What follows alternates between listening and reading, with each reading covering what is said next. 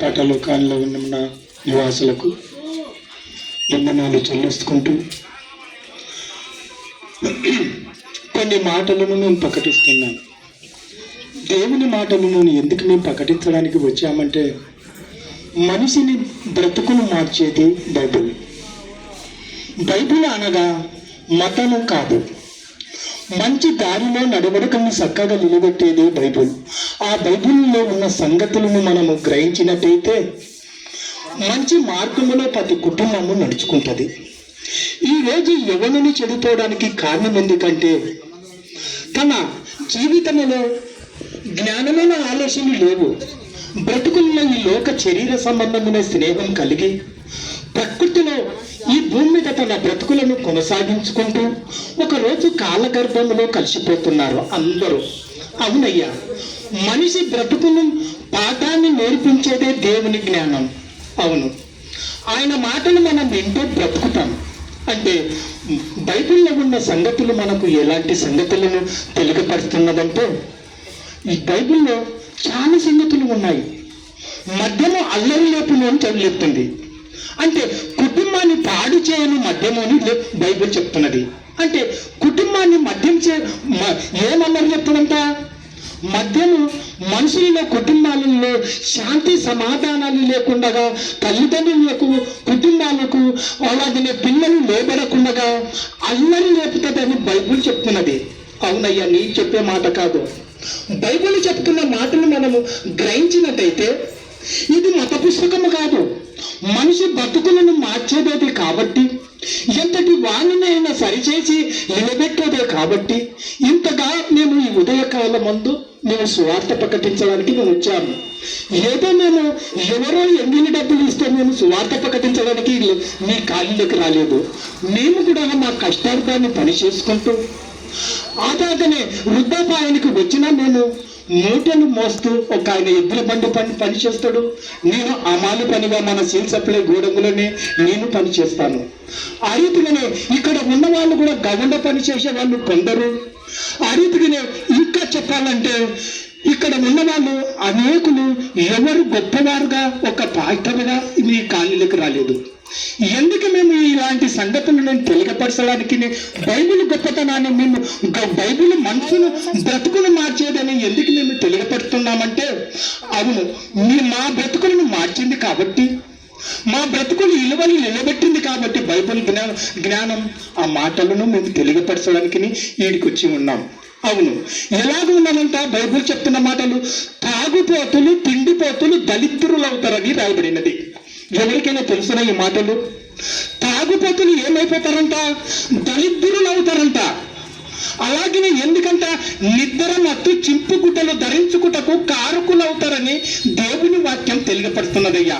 నేను చెబుతున్న మాటలు కాదు, బైబిల్ అనగా రండి మీరు మతాన్ని మార్చుకోండి, రండి రండి అని చెప్పేది కాదు. మనసును మార్చేదే దేవుని వాక్యం.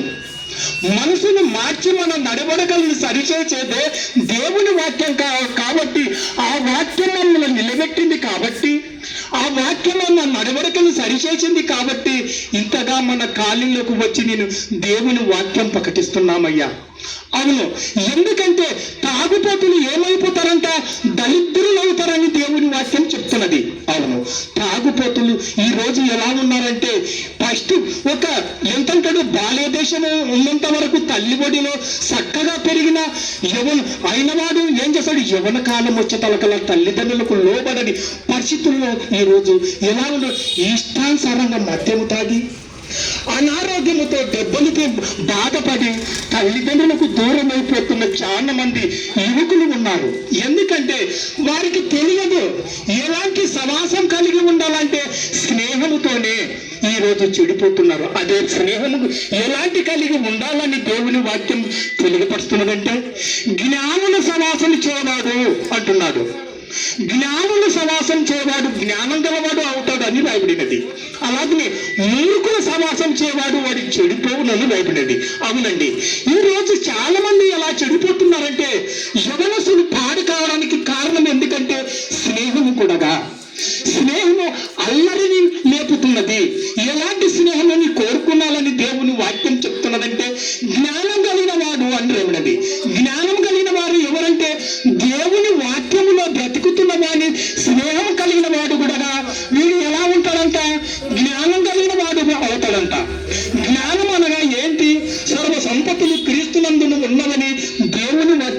హెచ్చరిక చేస్తున్నది. అవునండి, దేవుని జ్ఞానం అనగలగా పాడైపోయిన వాడవుడగా సరిచేసేదే.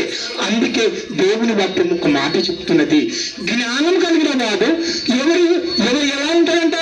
జ్ఞానులు సవాసం చేయవాడు, జ్ఞానులను స్నేహం చేయవాడు, వాడు జ్ఞానం గలవాడు అవుతాడంట.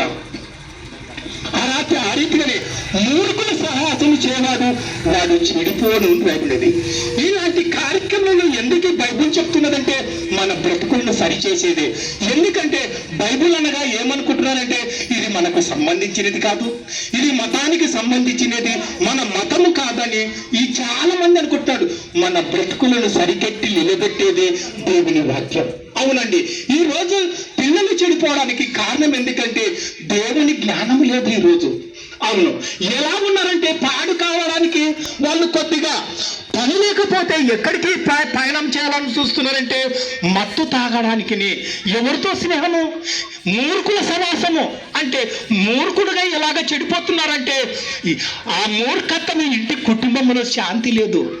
తల్లి చూస్తే బాధపడుతుంటాడు, నా కుమారుడు ఎందుకు పెళ్లి కావాల్సిన కుమారుడు చక్కగా బ్రతుకుతాడనుకుంటే అని తల్లి కన్నీళ్ళని పెట్టుకుంటుంటది నిన్ను చూసి. ఎందుకు? వాడు జ్ఞానం లేదు, వాడి దగ్గర దేవుని మాటలు లేవు, వాడి దేవుని సవాసము లేదు. కాబట్టి మూర్ఖుల సవాసము తిరుగుతున్నాడు. కాబట్టి వాడు చెడిపోయి బ్రతుకుతున్నప్పుడు అప్పుడు కన్న తల్లి కన్న తండ్రి కన్నీళ్లు బాధ పెడుతుంటారు. ఎందుకంటే బైబిల్ ఎందుకని మీకు ఉదయకాలం అందు తెలియపెడుతున్నానంటే నేను కూడా ఒకరోజు చెడిపోయిన వాడమే. చెడిపోయిన వాడని నన్ను ఎందుకు ఇలాగా సరిచేయడానికి కారణం ఎందుకంటే దేవుని వాక్యం నన్ను నిలబెట్టిందయ్యా. ఎంతగా తాగుతూ నేను చీచప్లై పనులు గోడంలో పని చేస్తున్నప్పుడు సుమారుగా 3 రోజులు నీవు ఇంటికి వెళ్ళిపోయి ఉంటే 3 రోజులు తాగి ఇదే కాలంలోనే ఎక్కడంటే ఎక్కడ పడిపోయేవాళ్ళని. ఎందుకంటే మనిషిని పాడు చేస్తుంది. దేవుని మాటలు మనలో లేకపోతే పాడు చేస్తాయి. కాబట్టి ఆ పాడైన మనసును నన్ను మనసును మార్చి చక్కగా నిలబెట్టింది. కాబట్టి దేవుని వాక్యం నీకు ఆ వాక్యాన్ని తెలియపరచడానికి ఈ ఖాళీలకు వచ్చి ఉన్నాం. అవునండి, ఈరోజు యవనులు ఎలాంటి పరిస్థితుల్లో ఉన్నారంటే బాల్య దేశం వెళ్ళిపోతాడగా యవన కాలం వెళ్ళిపోతారు. యవన కాలంలోకి వచ్చిన తర్వాత చెడిపోతున్నారు. నడిపాయములకు వచ్చేదలగలగా వృద్ధులుగా మారిపోతున్నారు. వాడు చెడిపోతున్నావి, గుండెలు చెడిపోతున్నావి, వాడి నరాలు చెడిపోతున్నాయి.